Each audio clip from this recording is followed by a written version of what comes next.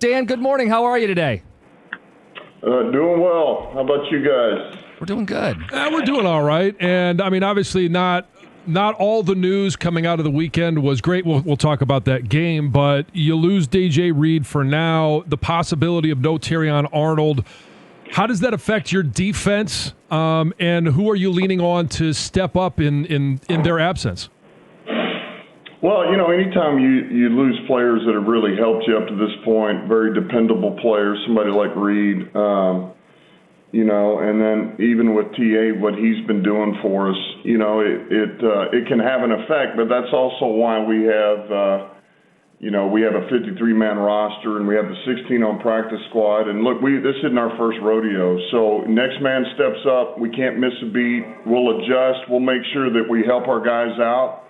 We don't just throw them out there without any help, and we spread the load throughout the whole team and the 3 units. So we'll be fine. We play your locker room speech every Monday for people, and I thought something stood out. You were honest with the guys. You said it wasn't good enough. In a game you won by 24 points, I know you're normally, hey, just find a way to win guy. How do you juggle that when you're talking to your guys? No, well, I mean, I just think look, first of all, we're never going to apologize for a win. They're hard to come by. It takes a lot. There's a lot of preparation, hard work, things that go in it, everything the players lay into it. And so, man, we're going to take any win that we earn, because every win you've earned it, no matter what it looks like. You found a way to get it. But it's also important to note that, man, there's things that we can be better at. And, if you are facing a different team, if you're not hitting on all cylinders and you're not playing clean football across the board, that can bite you. That can come back and get you. So that's all. It was just, I wanted to make sure that I got that out, but I'm proud of the way that we went in there and we fought and we did what we had to do. We talked about defense, special teams, and then and scoring touchdowns on offense, and we accomplished every one of those. Offensively, your numbers against the defense like Cleveland are not going to, in general, be as productive or as high as you are against playing against some other defenses. What did you see from especially your offensive line, and let's throw the tight ends in there as well, about playing against that front seven that Cleveland? What was it that stood out to you that they did well, and what needs to be improved upon? Well, I thought we kept the line of scrimmage clean. That was one thing that I thought we did really well. And you going against an opponent like that, that's what always shows up on Cleveland's tape. You watch that D line, and they're always playing into the backfield of the opposing offensive lines. And I thought doesn't mean we didn't have some TFLs, those popped up, but it wasn't necessarily we're giving up all this penetration in the backfield. So I thought we kept the line of scrimmage pretty clean. And I thought we protected the quarterback, man. I thought the job collectively those guys did helping each other out was big. I thought, Penei Sewell, you can't say enough great things about him. I just thought he played an outstanding game once again. And then Decker over there, man, I thought when they had their one-on-ones, they took care of business in the pass game over there. And we asked a lot of those guys, and both of them really came up in a big way for us. So that was good to see, And really, it was kind of a dirty game, man. That was the kind of game it was going to be, a little bit dirty, a little bit gritty and grimy, and I thought those guys did a heck of a job. You grind out over 100 yards against that defense, and that's a good thing. Now, is it up to our standards? No, but we'll take it. Talking to Lions head coach Dan Campbell, was looking at the snap counts on defense, and you had 3 linebackers playing like 90 to 100% of the snaps. Some of that is Derek Barnes and the versatility. What does he unlock for you guys with your defense? Yeah, he allows us to do so many things. Because really we can flow in and out of base or / nickel with him. He can play a little bit of everything. And really, Alex as well. I mean, you can float in between base defense and nickel with those two guys because of their the blitz ability, the pressure ability, playing the run, and then playing in space and coverage. But as far as Barnes, he can do all of those, and then he can play DN for us and some of these rush packages. So I just feel like, man, he's gotten better and better every game this year. He continues to trend the right way, and man, he's been a force for us, and so he does. He allows us to do a ton of different things. I know Jared talked about the interception that he threw. That aside, the level of play that he has and the unselfishness of being able to ground a ball, but just his mental capacity to run and operate this offense is right now, is he one of the best that you've seen at the mental side of this game? Yes. It's impressive. I'm thankful that I've been able to be a part of this with him now since 21, because I've been able to witness the growth. I've seen it firsthand, and I mean, the guy is the way that he processes the information that he's given, that he gives it to the players, that he sees the defense, that he makes alterations.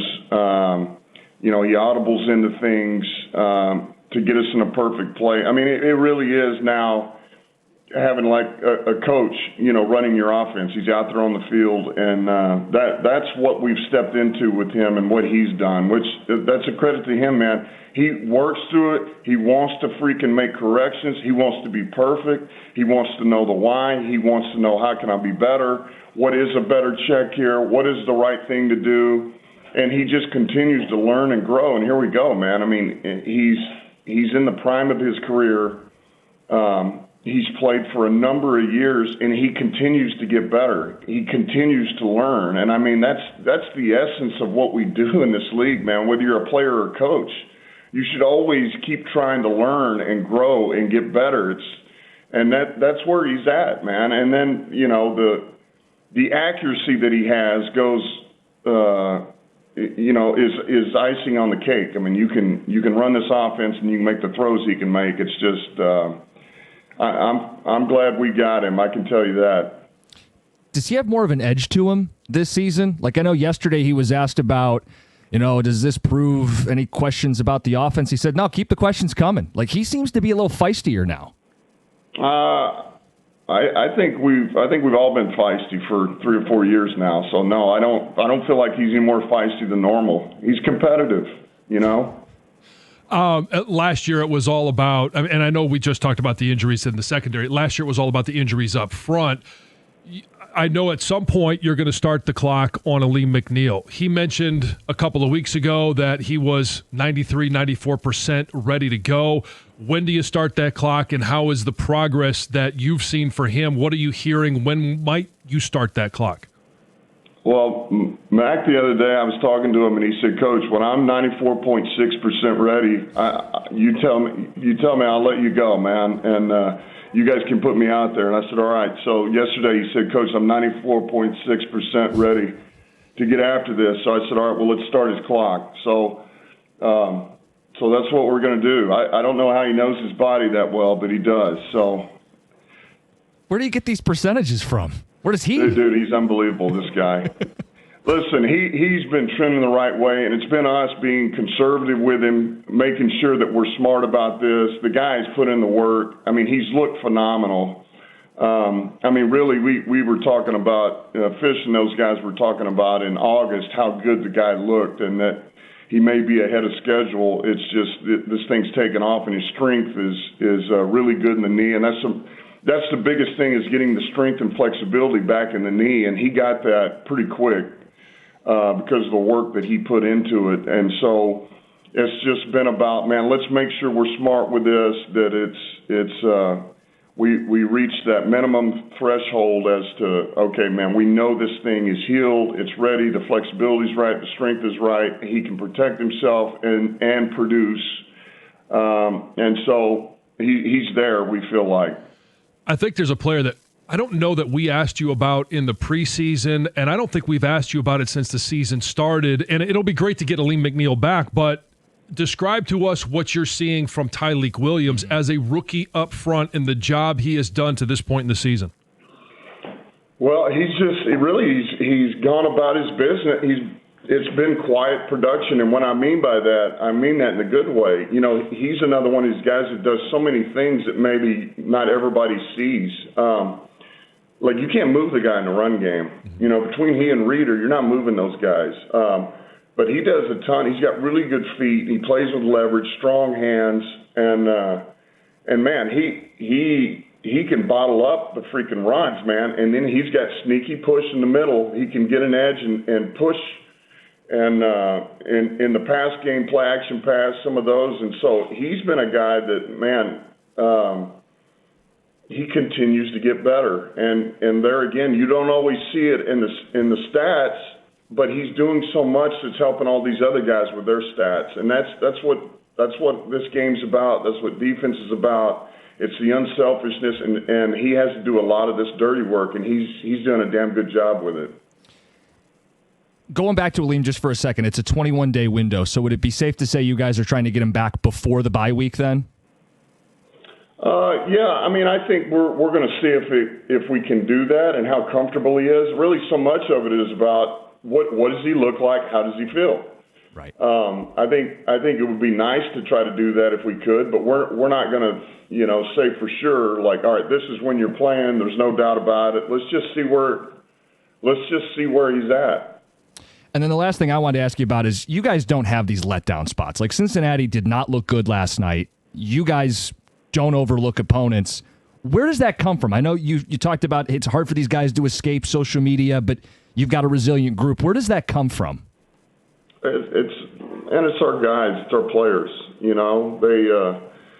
These guys, since we've been here in 21, the foundation of this team and every group that comes in after that, they know what the standards are, man. And we got competitive guys. The work, the preparation means something to them, and the competitiveness on Sundays. And it doesn't matter who you are. It doesn't matter who you line up across from us. We're going to go play, man. And we're trying to win. We play to win. So that's just the guys' mentality. That's our players. And when it comes from them, good things happen. Emphasis with Cincinnati? What is it? The emphasis is to play clean football in all three phases and win the freaking game. Love While it. you play. All right. Dan Campbell, good stuff. We'll talk to you next week. Thanks, Dan. Good luck. Okay. Have a good one. All right. It's not Dan Campbell. It's 97.1.